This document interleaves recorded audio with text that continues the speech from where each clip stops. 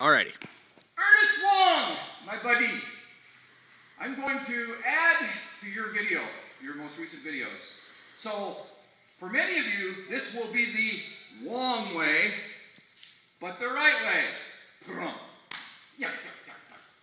Okay, we talked about lead leg deliveries, and we're not talking high kicks. We're talking street type, or maybe even in the cage or ring, but low level initiation kicks. One of the first ones you can learn is what they call a switch kick. You see this a lot in Muay Thai and stuff, where you basically are switching, boom, and coming off the switch.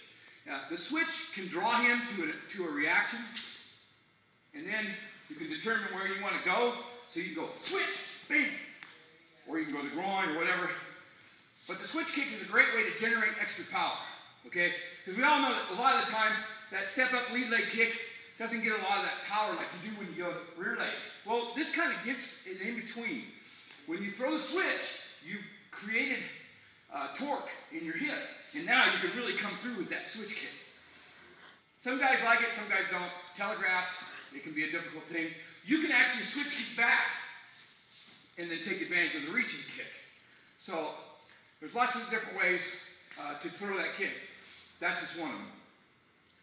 A kick that I talked about in your thread there, Ernest, was the drag lead leg kick.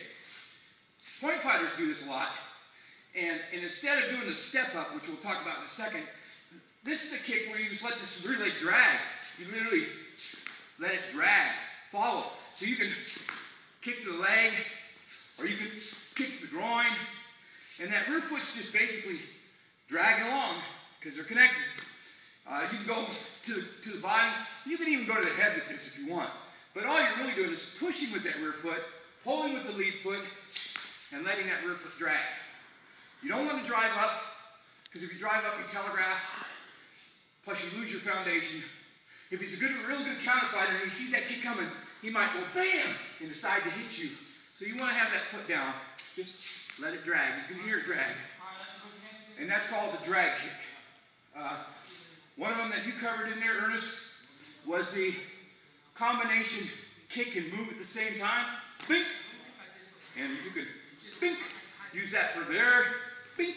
Here. Bink. To the shin. Bink. To the leg. Don't mock my hands, okay? I'm doing these kicks just to demonstrate. Typically, yes, you want your hands right here. You never want to give away that you're going to kick. If you drop your hands, it's a bad thing. Shame on Kirby. Bad video, bad video. So, hands here, bink, kick comes. Now the last kick is a shuffle kick. I love the shuffle. We're going to talk about shuffles here more in a second. But shuffles can vary depending on how much gap you want to close. You could shuffle right up to or through, or you can just do a light shuffle. So if you're here and you're out of range, and he's out of range, then a good way to close that gap is that rear foot shuffle. Bam!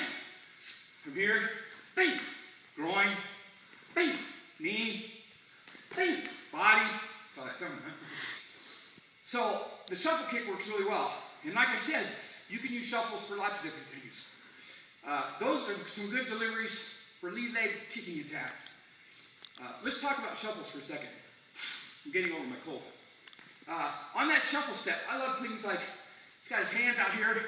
This shuffle step works really well for this rolling back this thing. Bam! Where you come in here, you're closing gap. Instead of doing a lunge step, we put you at a stop. When you shuffle step, you can keep going. You can run right through them. You can do a shuffle step and literally just blast right through them. Where on a lunge, it's kind of hard to do that, because you've thrown your mass to one spot and then stop. So on the shuffle step, bam! Great for this. Notice I don't give this up. Boom! Here, boom! Here. Lots of things, but I don't give that up. So if he's got his leg the other way, okay, so now he's taking away some of my target areas. So some of the things I like to do off, say, the shuffle step here, is I might, boom, shuffle step into a side kick, or I might go, boom, shuffle step into a lead leg, or I might shuffle, take that sweep. But one of my favorites, and this works great in the street, is I love to put my hand right in his face. And you notice, you don't need to close this. This doesn't matter. You're just basically putting your hand there to preoccupy him. Normally what this will do is it'll cause him to rise up and bring his legs closer together. But if it doesn't, that's okay. I use this against nationally rated point fighters, and I can't tell you how many guys that are great fighters that this worked on. It's called the two-legged scissor sweep.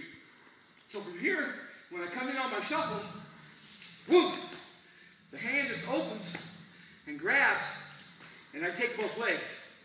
I believe I talked into a thread a little while back about how I could get guys this high in the air.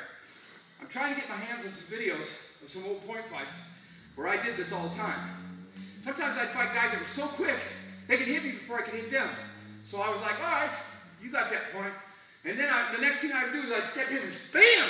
And I would get them just so high and throw them so hard on the ground and blam! And tag them. And all of a sudden the gap would change. They didn't like that. So that works really well. But as a street technique, if you're fighting multiple attackers, you got a guy here and a guy here. This is a great technique to take this guy out of the equation and deal with this guy one-on-one. You don't want to turn your back to this guy. So this works really well for here. You might step in and boom, take him here, and down he goes, and now you got your one-on-one. You know, or you could even do the Bruce Lee. Anyway, something to think about. Have a good day.